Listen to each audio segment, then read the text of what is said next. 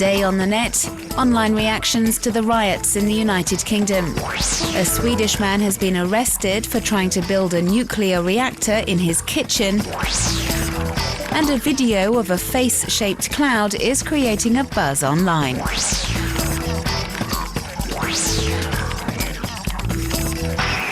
Hundreds of youths have been involved in 3 consecutive nights of rioting in various parts of London. The violence erupted this weekend and has now spread to other parts of Britain, and in particular Birmingham, Liverpool and Bristol. There has been widespread reaction to the riots online. A lot of amateur footage has been posted on sharing sites showing the damage caused by the rioters. Burnt-out shells of cars, shop windows smashed in, and buildings destroyed by fire.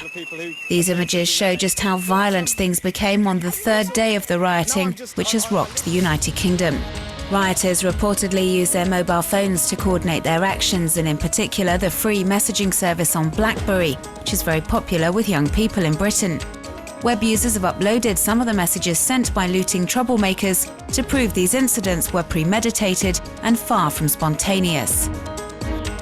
The riots have left serious damage, and residents are determined to clean up their cities as quickly as possible. A large part of the cleanup operation is being organised via the web and social media sites. The site Riot Cleanup is encouraging citizens to take part in this thankless task, and there have been an increasing number of messages on Twitter urging Brits to volunteer their services. In May, 31-year-old Swedish man Richard Handel launched a blog called Richard's Reactor to write about his project of building a nuclear reactor in his kitchen from items he could find in the stores or online, and see if it was possible to split atoms at home. Sweden's Radiation Safety Authority stepped in, and he was arrested at the end of July on charges of unauthorized possession of nuclear material, bringing his experiment to an abrupt end.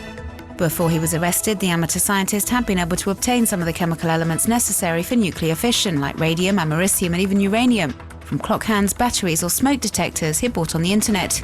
He charted his progress in regular updates on his blog, written in a pretty laid-back style. He'd written, "It's not so dangerous," after a failed experiment which involved a small meltdown on his stove, followed by a small explosion. He carried out this dangerous and illegal project using information he'd found online.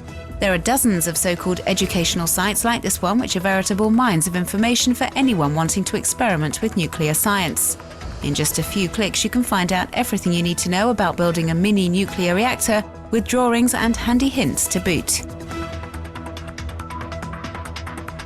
This case brings to mind the story of American teenager David Hahn, aka the radioactive Boy Scout, who attempted to build a nuclear reactor in a garden shed at his parents' house in Detroit. The experiment ended badly because the reactor was emitting dangerous levels of radioactivity, putting up to 40,000 people at risk. The Canadian environmental group Rainforest Action Network is accusing former Nebraska Senator Chris Abood, who works for the American Petroleum Institute, of setting up fake Twitter accounts. Abood has been campaigning for the creation of a highly controversial 2,000-kilometre-long pipeline which would double exports of crude oil from Alberta, Canada to the US. A number of mysterious web users with similar-sounding pseudonyms have been voicing their support for the scheme. The environmental group believes fake Twitter accounts are being used to promote the project.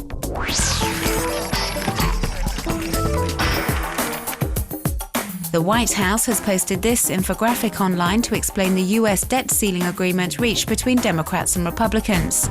Entitled The Bipartisan Compromise, it explains all the facts and figures in 3 steps.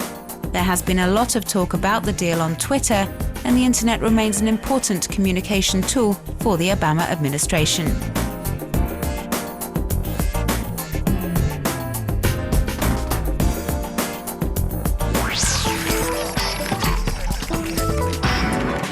A face in the clouds. This amazing sight was caught on camera by Dennis Farmer in the Canadian province of New Brunswick last week.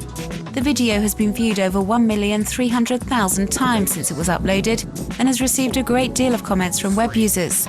Some believe it to be the face of Christ, whilst others think it looks more like the American actor Chuck Norris.